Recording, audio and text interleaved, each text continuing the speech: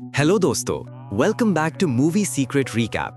साल 2005 में ह्यूमंस का एवोल्यूशन एक टर्निंग पॉइंट पर था। साइंटिस्ट्स ने डिस्कवर किया था कि क्योंकि हम पहले ही फूड चेन के टॉप पर हैं, हमने बैकवर्ड इवॉल्व करना शुरू कर दिया है। इसका मतलब है कि अगले कुछ डेकेड्स में ह्यूमंस रैपिडली डंबर होते जाएंगे। फिल्म का protagonist US army librarian corporal जो बावर्स है। वो एक एवरेज मैन है जिसमें ज्यादा टैलेंट्स नहीं है, इसलिए उसे एक सीक्रेट गवर्नमेंट प्रोजेक्ट के लिए सिलेक्ट किया गया है। जनरल कॉलिंस नाम के एक मिलिट्री साइंटिस्ट ने एक हाइबरनेशन पॉड इन्वेंट किया है जो ह्यूमन बींग्स को इनडेफिनिट अमाउंट ऑफ टाइम के लिए प्रिजर्व कर सकता है। वो चाहते हैं कि जो पहला टेस्ट सब्जेक्ट बने जिसे पॉड में लॉक किया जाए ताकि उसे फ्यूचर में जरूरत के वक्त रिवाइव किया जा सके। उन्हें एक्सपेरिमेंट को और इंक्लूसिव बनाने के लिए एक वुमन की भी जरूरत है। मिलिट्री में कई फेल्ड अटेम्प्ट्स के बाद कॉलिंस ने रीटा नाम की एक प्रोस्टिट्यूट को चुना है। उसे उसके मैनेजर और बॉयफ्रेंड अपग्रेड ने लैब भेजा था। एक्सपेरिमेंट हाईली क्लासिफाइड है तो मीडिया में कोई एडवर्टाइजमेंट नहीं किया जाता। जो और रीटा आईवी से कनेक्टेड हैं और पॉड्स के अंदर लॉक्ड हैं। वो अंदर जाते वक्त वरीड नहीं हैं क्योंकि एक्सपेरिमेंट को सिर्फ 1 साल चलना है, लेकिन उन्हें क्या पता कि ये उनकी लाइफ अपसाइड डाउन करने वाला है। जल्द ही ऑफिसर कॉलिंस को एक प्रोस्टिट्यूशन रिंग का पार्ट होने की वजह से अरेस्ट कर लिया जाता है। रीटा का बॉयफ्रेंड अपग्रेड भी अरेस्ट हो जाता है और कोई साइंटिस्ट एक्सपेरिमेंट में इंटरेस्टेड नहीं होता तो लोग जो और रीटा के एग्जिस्टेंस के बारे में भूल जाते हैं। यहाँ तक कि मिलिट्री बेस में लैब भी क्लोज हो जाता है और बिल्डिंग डिमोलिश हो जाती है। पॉड्स एक डंपिंग ग्राउंड में पहुंच जाते हैं और जो और रीटा अनकॉन्शियस पड़े रहते हैं जब साल गुजरते हैं। जैसा साइंटिस्ट्स ने प्रिडिक्ट किया था, ह्यूमन साल दर साल बैकवर्ड इवॉल्व करते हैं और एक आउटरेजियस रेट पर और फूलिश होते जाते हैं। एवरेज इंटेलिजेंस का चार्ट डाउनहिल मोशन दिखाता है और लोग साइंटिस्ट्स पर रिलाई करते हैं कि वो कुछ वर्कआउट करें। लेकिन वर्ल्ड के स्मार्टेस्ट माइंड्स ऐसे एक्सपेरिमेंट्स पर फोकस करने में बिजी हैं, जैसे हेयर लॉस रिवर्स कैसे करें और इरेक्शंस प्रोलॉन्ग कैसे करें। कोई भी स्टुपिडिटी रेट के बारे में कुछ नहीं करता और इसलिए इडियट होना नया नॉर्मल बन जाता है। बढ़ती हुई स्टुपिडिटी के डायरेक्ट इफेक्ट के रूप में वर्ल्ड प्रॉब्लम्स पाइल अप हो जाते हैं। ऐसी ही एक प्रॉब्लम गार्बेज डिस्पोजल है। साल 2505 में अनप्लान्ड गार्बेज डंपिंग की वजह से ग्रेट गार्बेज एवलांच बन गया। एक दिन बिना किसी को पता चले एक लैंडस्लाइड अकर होता है। जो का हाइबरनेशन पॉड, जो अब तक गार्बेज के पहाड़ के नीचे था, स्लाइड डाउन करता है और एक रैंडम हाउस में पहुंच जाता है। ये हाउस फ्रेडो पेंडो नाम के एक टिपिकल मॉडर्न इडियोटिक मैन का है। वो गार्बेज के पाइल को एक्नॉलेज नहीं करता जो अभी उसके घर में घुसा है, और ना ही उसके सामने खड़े एक स्ट्रेंजर को। वो इतना लेजी है कि उसके काउच में एक टॉयलेट भी है ताकि उसे दिन भर टीवी वॉचिंग सेशन से पी करने के लिए उठना ना पड़े। जब जो उससे क्वेश्चंस पूछता है तो उसे विंडो से बाहर निकाल दिया जाता है। जो को अभी भी रियलाइज नहीं होता कि वो फ्यूचर में आ गया है और कमेंट करता है कि सिर्फ 1 साल में बहुत कुछ बदल गया है। वो नोटिस करता है कि लोग आजकल एक अलग लैंग्वेज में बात करते हैं जिसमें एक्चुअल वर्ड्स के बजाय ग्रंट्स और मोन्स होते हैं। जब वो लोगों से अपने नॉर्मल सेल्फ में बात करता है तो वो उसे भगा देते हैं।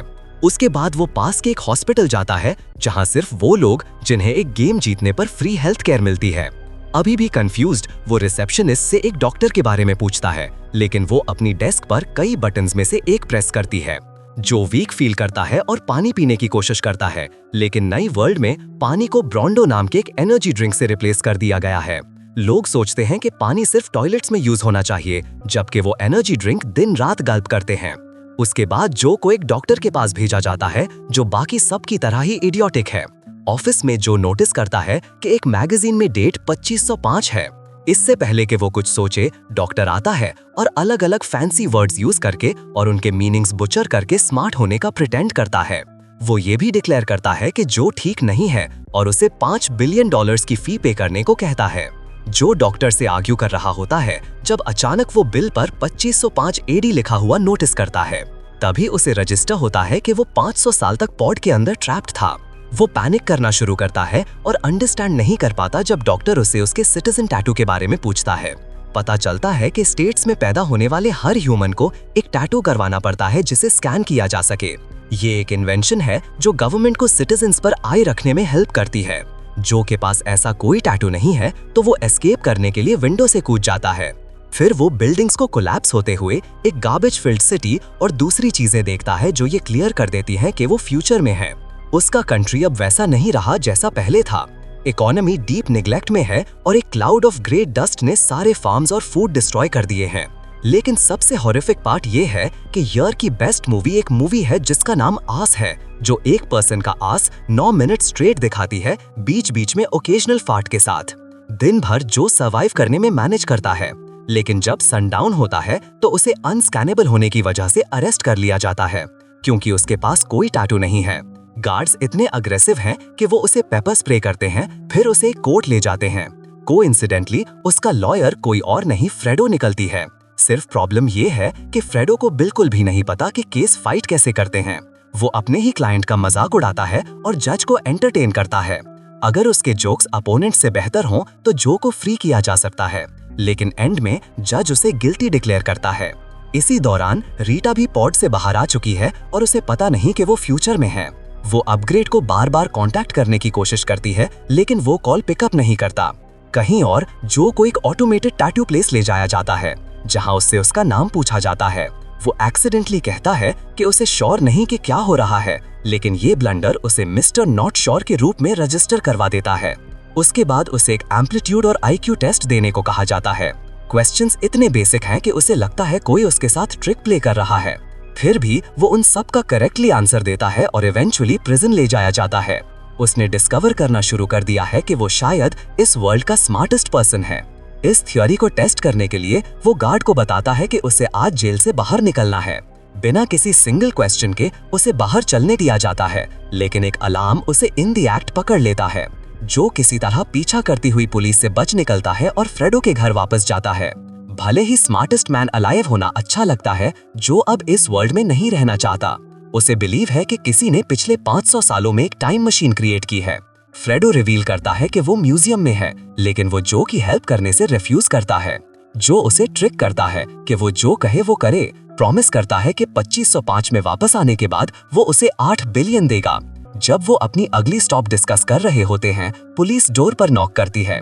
वो विंडो से एस्केप करते हैं और म्यूजियम की तरफ ड्राइव करते हैं। रास्ते में वो रीटा से मिलते हैं और उसे प्लान में शामिल कर लेते हैं। यहाँ तक कि ये बताने के बाद भी कि वो 2505 में है, रीटा डर रही है कि उसका बॉयफ्रेंड उसे लेट होने की वजह से मैड है। ये एविडेंट है कि स्मार्ट वर्ल्ड में भी वो ब्राइटेस्ट पर्सन नहीं थी। स्कैनिंग सिस्टम से ऑब्लिवियस जो अपनी रिस्ट छुपाना भूल जाता है। नतीजे के तौर पर उसका टैटू स्कैन हो जाता है और पुलिस को उसकी लोकेशन पता चल जाती है। फॉर्चुनेटली उनके लिए जब कॉप्स आते हैं तो वो पहले ही कार से भाग चुके होते हैं। कार को पुलिस और सिविलियंस दोनों मिलकर आग लगा देते हैं, जिनमें से कोई भी नहीं जानता कि वो कार क्यों जला रहे हैं। फ्रेडो फिर दूसरे दो को कॉस्टको ले जाता है, जो ग्लोबल ट्रेड मार्केट का सेंटर बन चुका है। पता चलता है कि फ्रेडो भी कॉस्टको में यूनिवर्सिटी ऑफ लॉ गया था। वहां से उन्हें म्यूजियम तक मेट्रो लेनी है, लेकिन जब वो उसका इंतजार करते हैं, रीटा वॉशरूम जाती है और जो का टैटू एक बार फिर स्कैन हो जाता है। पूरे कॉस्टको को एक क्रिमिनल की प्रेजेंस के बारे में अलर्ट किया जाता है। पुलिस ठीक वक्त पर जो को अरेस्ट करने आती है। किसी वजह से उसे प्रिजन नहीं ले जाया जाता, बल्कि व्हाइट हाउस ले जाया जाता है। यूनाइटेड स्टेट्स का करंट प्रेसिडेंट कमाचो है। वो जो का वेलकम करता है और तुरंत डिक्लेयर करता है कि वो उसका हाई IQ होने के वजह से नया US secretary of the interior है। उसके बाद जो को हाउस ऑफ रिप्रेजेंटेटिव्स ले जाया जाता है। प्रेसिडेंट प्राउडली अनाउंस करता है कि फूड स्कार्सिटी और डस्ट स्टॉर्म्स की प्रॉब्लम्स उनके नए secretary of the interior mister not sure द्वारा सॉल्व की जाएंगी। वो ये भी प्रॉमिस करता है कि जो की प्रिजन टाइम पार्डन कर देगा अगर वो प्रॉमिस पर खरा नहीं उतरा, लेकिन अगर वो प्रॉमिस पर खरा नहीं उतरा तो अगले कैबिनेट मीटिंग में मार दिया जाएगा।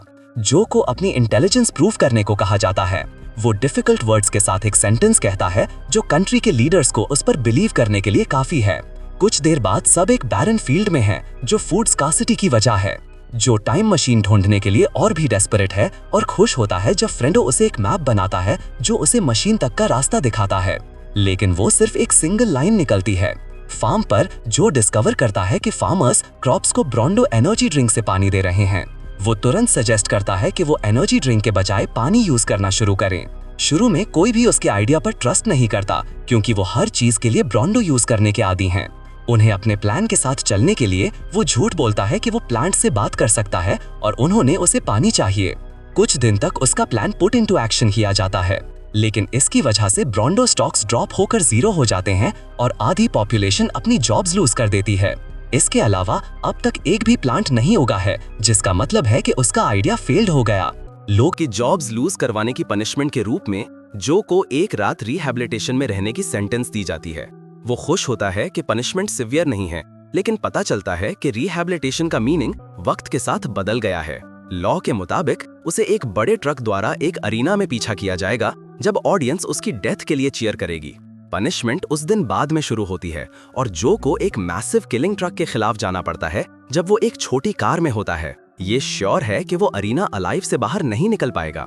रीता सैडेंड होती है कि उसे अकेली घर वापस जाना पड़ेगा, लेकिन ठीक तभी वो बाहर एक रोज प्लांट ग्रोइंग नोटिस करती है।